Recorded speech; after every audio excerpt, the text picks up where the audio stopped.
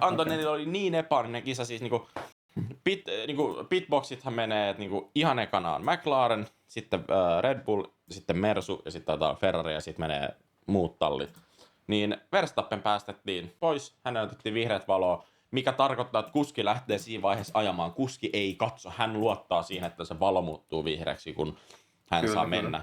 Eli harvinaista kyllä, minä, joka ei tykkää Maxista yhtään, sanoin, että tätä ei voi pistää millään asteella Maxin piikkiin. Hän oli tässä oman tallinsa uhri, mutta ansaitsi kuitenkin sen rangaistuksen, koska jotakin pitää rangaista, ja tosta ei voi vaan selvitä rahallisella sakolla. Niin se oli oikea päätös. Ja Kimi Antonellin epäonninen kisa jatkuu, koska sehän tarkoitti, kun se kolari tuli, että hän ei voinut mennä, hän teki käytännössä varikon läpi ja rangaistuksen.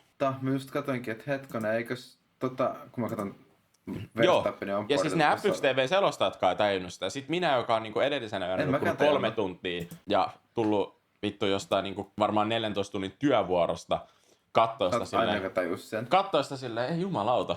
Vittu onko nämä muut ihan idiotteja? Minä viimeisellä braincellillä siinä saatana katon sitä. Tai siinä vaiheessa oli toka vika, koska siitä itse aika, jossa oli viimeinen käytössä. Joo.